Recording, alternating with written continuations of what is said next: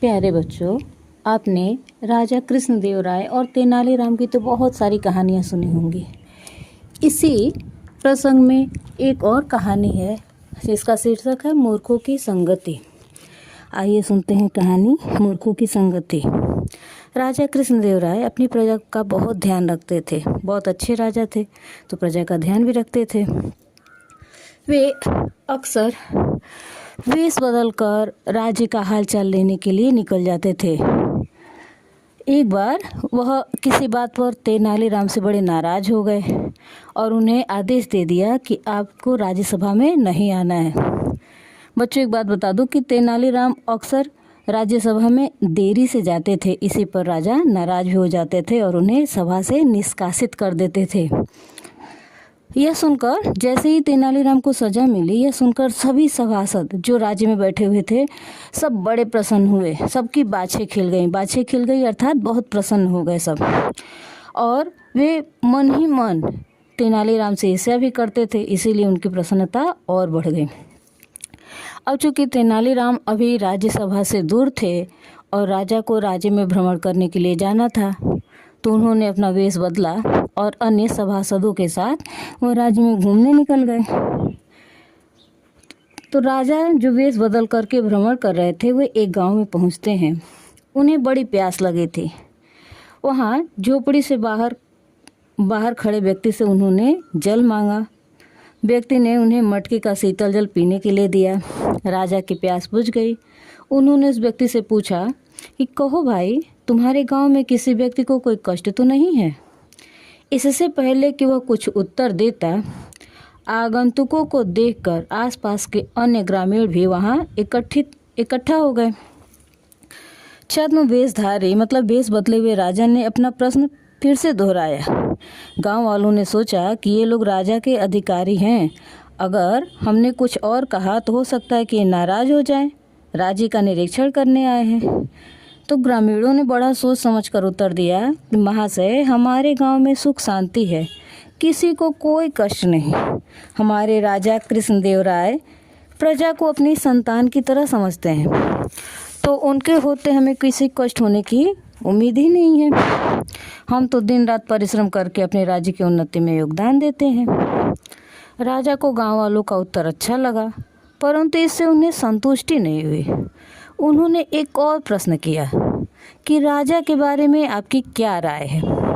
सभी ने बारी बारी राजा का गुणगान किया, उनकी महानता का वर्णन किया। एक वृद्ध किसान जो कुछ बोल नहीं पा रहा था, राजा ने उससे भी वही प्रश्न किया। अब चूंकि किसान बोल नहीं सकता था तो वो संकेत में ही बताएगा। वह वृद्ध किसान उठा और पास के खेत से एक गन्ना तोड़ लाया।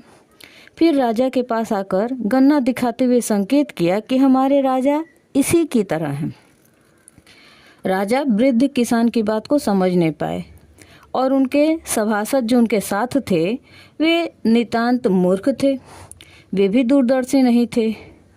तो उन्होंने किसान की इस बात का क्या परिणाम हो सकता है इसका कुछ अंदाज़ा लगाया और बिना सोचे समझे उन्होंने कहा कि महाराज, इस वृद्ध किसान के कहने का आशय है कि राजा इस गन्ने की तरह दुर्बल हैं जिसे कोई भी व्यक्ति आसानी से उखाड़ सकता है।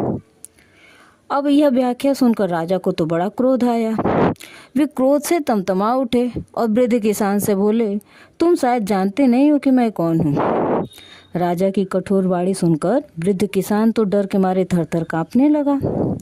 तभी एक अन्य वृद्ध जो भीड़ में कंबल ओढ़े खड़ा था, उसने बोला, महाराज, हम ग्रामीणों को आप अच्छी तरह समझते हैं, पहचानते हैं, लेकिन बड़े दुख की बात है कि आपके सभासद ही आपको अब तक समझ नहीं पाए हैं।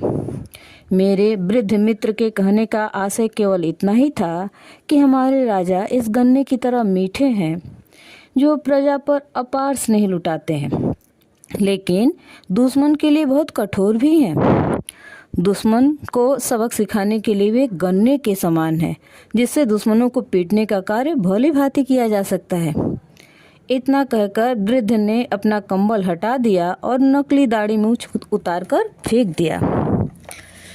उसे देखते ही राजा चौंक पड़े और बोले, अरे तेनालीराम, तुम हमारा पीछा नहीं छोड़ोगे? तेनालीराम बड़े विनम्र भाव से बोला। महाराज, यदि मैं आपका पीछा छोड़ दिया होता तो न जाने कितने निरपराध लोग इन अज्ञानी सभासदों के कारण संकट में पड़ जाते। आप स्वयं देख सकते हैं कि अभी यह वृद्ध किसान बिना कारण ही मौत के घाट उतार दिया जाता। किसी की क्रोध की अग्नि को भड़काना बहुत सरल कार्य है, किंतु किसी का क्रोध शांत करना उतना ही कठिन। राजा को चाहिए कि वो अपने क्रोध पर नियंत्रण रखे तथा किसी भी निर्णय पर पहुंचने से पहले उससे जुड़े तथ्यों को ठीक से परख ले। केवल एक सभासद के कह देने भर से किसी निर्णय पर न पहुंचे। राजा समझ गए कि मूर्खों का साथ बड़ा दुखदायी होता है। वह बोले, भविष्य में कभी भी मैं तुम्हारे बिना राज्य का भ्रमण नहीं करूँगा। उनकी बातों से गांव वाले समझ गए कि छद्म वेशधारी कोई और नहीं बल्कि राजा हैं तथा उनके साथ उनके सभासद हैं और वृद्ध किसान तेनालीराम है। फिर तो गांव वालों ने बड़े प्रेम और आदर से उनका अभिनंदन किया। अपने प्रति गांव वालों का प्रेम देखकर राजा गदगद हो उठा। उधर तेनालीराम की बुद्धिमत्ता के सामने सभासद बगले झांकने लगे। सच ही कहा गया है कि मूर्खों की संगति से बचकर रहना चाहिए। इस कहानी से हमें यह शिक्षा मिलती है कि मूर्खों का साथ हमेशा दुखदायी होता है, इसीलिए कभी मूर्ख दोस्त नहीं बनाने चाहिए।